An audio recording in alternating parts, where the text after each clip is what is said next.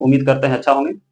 मैं sudo pilot. तो कल के टॉपिक में हमने बात किया था भारतीय संविधान के स्रोत के बारे में, कहाँ से कौन सा चीज़ें लिया गया है। आज के टॉपिक में हम बात करेंगे भारत की अनुसूची के बारे में, यानी कि शेड्यूल ऑफ इंडियन कॉन्स्टिट्यूशन। भारतीय संविधान की अनुसूची से बहुत सारे एग्जाम में मतलब एक दो क्वेश्चन देखने के लिए मिलता है, तो इसमें ज़्यादा टाइम वेस्ट नहीं करना है और मैं कोशिश करूँगा कि आपको मतलब क्लास में ही याद करने की प्रयास करूँगा। तो सबसे पहले देखते हैं कि भारत की अनुसूची है वो कितने हैं।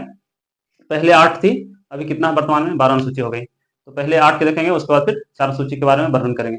तो सबसे पहले देखते हैं, आइए प्रथम अनुसूची के बारे में। प्रथम अनुसूची की बात करें तो इसमें भारत के राज्य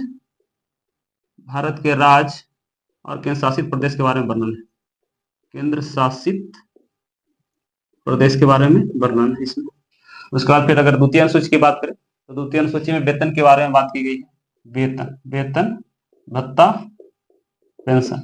अब वेतन भत्ता पेंशन की बात की गई है तो इसमें वेतन भत्ता किसकी, राष्ट्रपति की, उपराष्ट्रपति की, सर्वोच्च न्यायालय के मुख्य न्यायाधीश यानी कि उच्च न्यायालय के मुख्य न्यायाधीश और भी बहुत सारे हैं, इसके बारे में वेतन की बात की गई है। और तीसरी अनुसूची की बात करें तो तीसरी अनुसूची में उन सबका ही शपथ ग्रहण की बात की गई। तीसरा अनुसूची में शपथ तीसरा अनुसूची में शपथ की बात की गई है। अगर आपको ठीक से याद करने के बारे में बताऊं तो शपथ कितने अक्षर से बना है, 3 लेटर से। तृतीय 3 लेटर से और शपथ 3 लेटर से, यानी कि तृतीय 1 2 3, शपथ कितना लेटर से बना है, 3 लेटर से 1 2 3। तो आप इस तरह से याद कर सकते हैं, तृतीय अनुसूची में शपथ की बात की गई है। उसके बाद फिर चौथी अनुसूची की बात करें तो चौथी में राज्यसभा में प्रशासन की बात की गई है, यानी कि राज्यसभा में सीटों की बात की गई है। तो आप इस तरीके से याद कर सकते हैं कि चौथी अनुसूची कितने लेटर से बना है, 4 लेटर। चौथी 1 2 3 4 और राज्यसभा कितने लेटर से बना है, 4 लेटर, यानी कि 1 2 3 4। तो आप इस तरीके से याद कर सकते हैं, चौथी अनुसूची 4 लेटर से बना है और राज्यसभा कितने लेटर है, 4 लेटर। उसके बाद फिर पांचवी अनुसूची की बात करें तो पांचवी अनुसूची में अनुसूचित जाति जनजाति के बारे में वर्णन किया गया, यानी कि यहाँ भी सीटों के बारे में वर्णन की गई है। तो आप इसको भी इस तरीके से कर सकते हैं। पांचवी कितने लेटर से बना है, 5 लेटर से बना है। अनुसूचित कितना है, 1 2 3 4 5, यानी कि 5 यहाँ पे है और 5 इधर पे हो गया। यानी कि आपको इस तरीके से याद करना है कि कभी हम मतलब भूल नहीं पाए। तो सबसे पहले द्वितीय है जो वेतन भत्ता पेंशन की बात की गई, तृतीय में 3 शपथ ग्रहण, दूसरे में 2 याद रखिए, 2 भत्ता कितना है 2। उसके बाद फिर तृतीय की बात करें तो तृतीय में 3, शपथ में 3, चौथा में 4, राज्यसभा में 4 लेटर है। उसके बाद फिर पांचवी में 5 लेटर है, अनुसूचित में 5 लेटर। इसमें अनुसूचित जाति जनजाति के बारे में सीटों का वर्णन किया गया है। उसके बाद फिर छठी अनुसूची की बात करें तो छठी अनुसूची में है जो इसमें मतलब बहुत अच्छा से याद करवाएंगे आपको। आप पैसा कहाँ से निकाले जाते हैं, एटीएम से। एटीएम में एक और एम लगा देना है, एटीएम में एक और एम, ATM, यानी कि एटीएम में एक और एम लगाना है और वहां से पैसा निकालना है, मनी नहीं निकालना है। वहां से क्या निकालना है, पैसा। मनी निकालेगा तो फिर मुश्किल हो जाएगी। वहां से कहा क्या निकालना है, पैसा, यानी कि असम, मेघालय,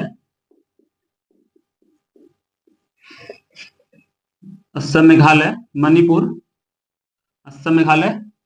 मिजोरम और त्रिपुरा। आपको यहाँ पे फंसने की ज्यादा चांस रहता है मणिपुर और मिजोरम में। तो एटीएम में एक और एम लगाना है और मनी नहीं निकालना है, यानी कि मणिपुर को नहीं लेना है। क्या निकालना है, पैसा, यानी कि मिजोरम को निकालना है। तो असम, मेघालय, मिजोरम, त्रिपुरा के प्रशासन के बारे में वर्णन किया गया इसमें। यहाँ भी यानी कि SC शेड्यूल्ड ट्राइब के सीटों के बारे में वर्णन किया गया है। उसके बाद फिर सातवीं अनुसूची की बात करें तो सातवीं अनुसूची में, सातवीं से सूची याद रखिए, सातवीं से सूची यानी कि संघ सूची, राज्य सूची और समवर्ती सूची की बात की गई है। यानी कि केंद्र और राज्यों के बीच शक्ति का मतलब विभाजन किससे होता है, संघ राज्य समवर्ती सूची के माध्यम से होता है। इसको इस तरीके से भी बोल सकते हैं, केंद्र राज्यों के बीच शक्ति का विभाजन। से सातवीं से सूची से शक्ति, यानी कि सातवीं में सूची का वर्णन है। उसके बाद फिर 7 हो गया। अब 8वीं की बात करें तो 8वीं में भाषा की बात की गई। पहले कितना था भाषा, 14, अभी कितना जोड़ करके हो गया, यानी कि 22 भाषा का उल्लेख किया गया। 8वीं में भाषा का वर्णन किया गया है। उसके बाद फिर 9वीं 10वीं 11वीं 12वीं 4 है, उसको बहुत अच्छे से याद करना है, क्वेश्चन ज्यादातर यही से आते हैं। अगर 9वीं सूची की बात करें तो 9वीं सूची में प्रथम संविधान संशोधन के द्वारा कब हुआ था? 1951 ईस्वी में। और इसमें किसकी बात की गई है? भूमि सुधार अधिनियम। इसमें भूमि सुधार अधिनियम की बात की गई है। भूमि सुधार अधिनियम की बात की गई है। इसमें भूमि सुधार अधिनियम की बात की गई है।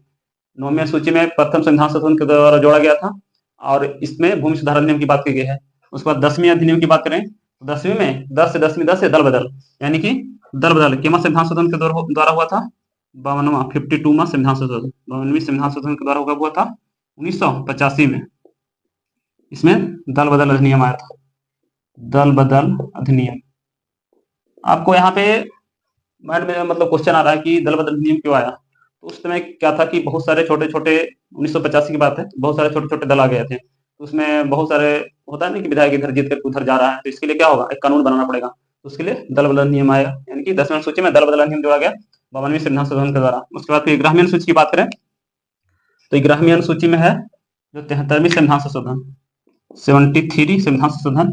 इसमें आप देखिएगा कि 2 यार देता है, 1992 में देता है और 1993 में भी देता है। तो 1992 में है जो पारित किया गया और लागू कब हुआ? 1993 में। इसको ध्यान रखने की वाली बात है। 73वीं संविधान संशोधन कब हुआ था? 1992 93 में। इसमें 11वीं सूची के द्वारा जोड़ा गया 73वीं 1992 93 में। और इसमें बात की गई था पंचायती राज या ग्राम पंचायत, पंचायती राज की बात की गई है, पंचायती राज की बात की गई है। और इसमें कितने विषय रखा गया था? 29 विषय, 29 विषय की बात की गई थी। इसमें 29 विषय की बात की गई थी। 11वीं सूची है जो 73वीं संविधान संशोधन इसमें के तहत जोड़ा गया था, पंचायती राज के बारे में वर्णन किया गया था।